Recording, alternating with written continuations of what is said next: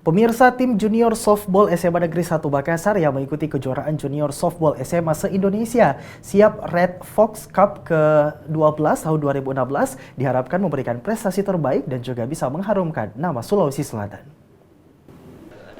Dua tim junior asal Makassar ikut ambil bagian dalam kejuaraan junior softball SMA se-Indonesia siap Red Fox Cup ke-12 tahun 2016 yang akan berlangsung di lapangan softball Lodaya Jalan Kiai Haji Ahmad Dahlan, Kota Bandung. Dua tim yang semuanya dari SMA Negeri 1 Makassar menargetkan juara 1 bertanding dari tanggal 6 hingga 17 Januari. Kapten tim Muhammad Ali mengatakan untuk mencapai target juara dirinya bersama 24 rekannya sudah intens melakukan latihan 3 bulan terakhir.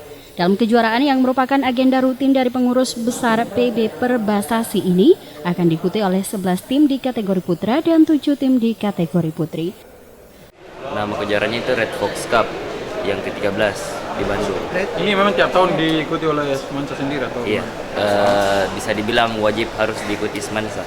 Tahun lalu juara berapa? Tahun lalu Semansa itu juara 4 di Red Fox Cup. Wakil Gubernur Sulsel Agus Arifin Nukmang yang juga Ketua Dewan Pembina IKA Semansa dan melepas tim softball Semansa berharap tim softball berangkat ke Bandung bisa memberikan prestasi yang terbaik dan mengharumkan nama Sulawesi Selatan di kancah nasional. Pengembangan olahraga unggulan ya. Nah, softball ini juga termasuk yang tim senior itu 4 besar se-Indonesia. Dan kita berharap pada PON yang akan datang bisa berprestasi. Nah, ini ada kejuaraan junior ya, di mana kejuaraan softball antar sekolah se-Indonesia. Nah, ini SMA 1 kebetulan juga punya tim softball. Agus Arifin Nukmang juga menekankan tim softball Makassar bisa semakin dikembangkan sehingga mampu dipertandingkan mulai dari skala lokal, nasional maupun internasional.